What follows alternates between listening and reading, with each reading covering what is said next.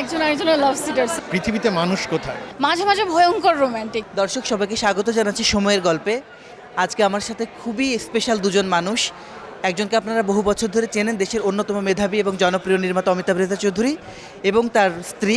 আমরা আজকে তাদের নতুন সিনেমা নিয়ে আসলে কথা শুনবো। কেমন আছেন? ভালো আছি, খুব ভালো। জি ভালো। এবার এই বিড়ালের গল্প নিয়ে কাজ করবার তাগাদ কিভাবে পেলেন, অনুভব কেন করলেন? এক্স্যাক্টলি যে বিড়ালের গল্পই বলতে হবে সেটা উদ্দেশ্য ছিল না, কিন্তু যে কোনো প্রাণীর সাথে যে আমাদের সম্পর্ক বা আমাদের সম্পর্কের গল্প, যেটা আমি নতুনভাবে উপলব্ধি করেছি আফটার আমি মুশফিকের সাথে পরিচিত, প্রেম ভালোবাসার সম্পর্কের মাধ্যমে, এই যে অনুভূতি, এই যে কমিউনিকেশন, এইটা যখন আমি অনুভব করা শুরু করেছি, তখনই আমি মনে করেছি যে আমি এই ধরনের একটা গল্প বলতে চাই হয়তো। এবং তারপরে যখন মুশফিক আমাকে গল্পটা শোনার পরে স্ক্রিন প্লে করলো, তখন আমি একদমই কনফার্ম ছিলাম যে আমি এই গল্পটাই এখন বলতে চাই। এই এনভায়রনমেন্টটা কতটা এনজয় করছেন আগে সেটা শুনতে চাই। অবশ্যই এনজয় করছি, আমি শিখছি মানুষের কাছ থেকে।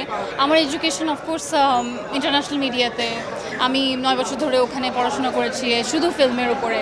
কিন্তু যখন আমি এখানে আসলাম, আমার এখানকার মানুষের প্রতি অন্যরকম একটা শ্রদ্ধাবোধ তৈরি হয়েছে, কারণ এখানকার মানুষ অনেক অবস্টিকল নিয়ে কাজ করে, অনেক ঝামেলার মধ্যে থাকে, এবং অনেক মানুষের কোনো স্কুলিং নাই, মেজরিটি অফ দ্য মানুষের কোনো স্কুলিং নাই, কিন্তু তারা দাপটের সাথে দারুণভাবে ডেডিকেশন দিয়ে কাজগুলো করছে।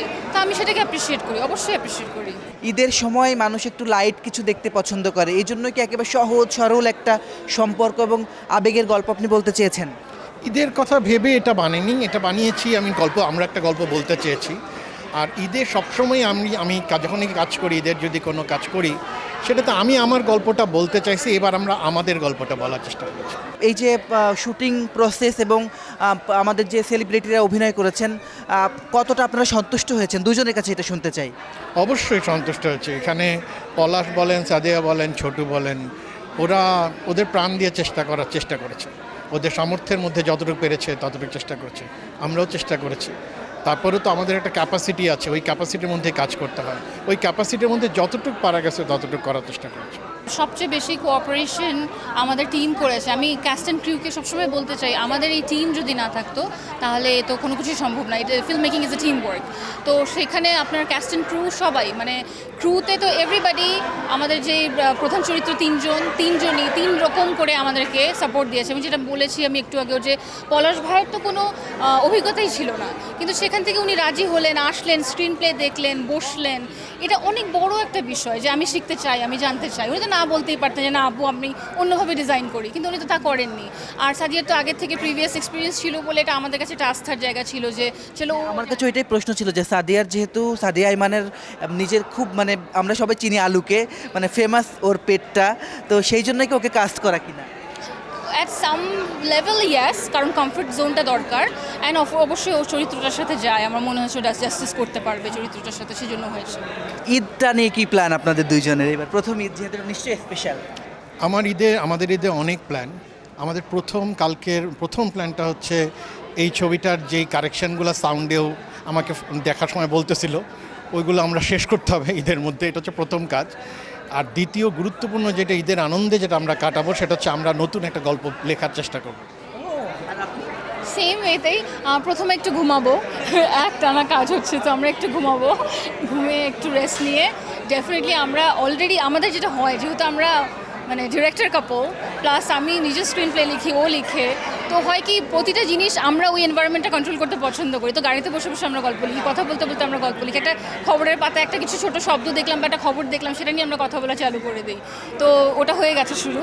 সিনেমা আমরা প্ল্যান করছি, ওয়েব সিরিজ আমরা প্ল্যান করছি, দেখা যাক কেমন করে হয়। ভাইয়া কতটা রোমান্টিক আমি একটু জানতে চাই, সত্যি বা দর্শককে জানাই দিন। কাজটাই আসলে রোম্যান্স দুজনের জন্য, এটা খুব সত্যি। মাঝে মাঝে ভয়ঙ্কর রোম্যান্টিক, মানে এত সুন্দর কবিতা লেখে এবং ও তো অন দ্য গোতে লেখে। আমি আরেকটা জিনিস বলতে চাই সময়ের দর্শককে, সেটা হচ্ছে যে আমাদের যে গানটা, এই গানটা মানুষের খুব পছন্দ হবে। এই গানটা লেখা ওর, এবং আমরা অন দ্য গোতে, আমরা যখন সবাই মিলে মিটিং করছি, আমরা বলছি আচ্ছা গান এখানে কী দিব, আমরা কী হতে পারে, ও জাস্ট ওয়ার্ড থ্রো করতে একটা লিরিক তৈরি হয়ে গেল। তো ওর যে এই যে ক্রিয়েটিভিটির লেভেল এবং এইভাবে যে আমরা কাজ করতে সিঙ্ক্রোনাইজ করি আমরা, এটাই আমার জন্য রোম্যান্টিসিজম ওর জন্য। বিউটিফুল।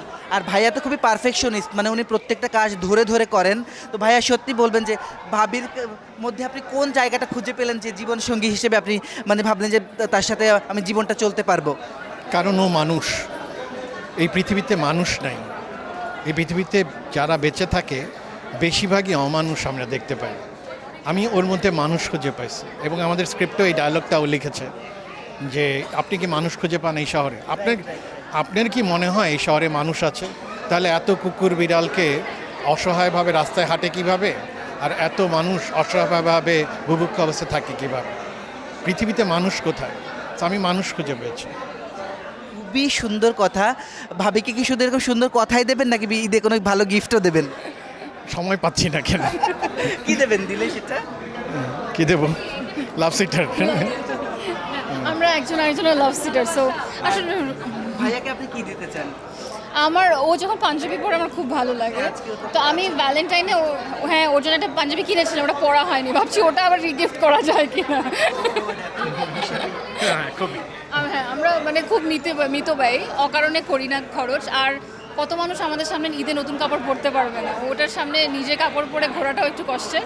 বাট যা দিয়েছে উপরওয়ালা is we are very happy. যা আছে নিশ্চয়ই কিছু কেনা হবে, নিশ্চয়ই ছোটোখাটো কিছু করবো কিনবো।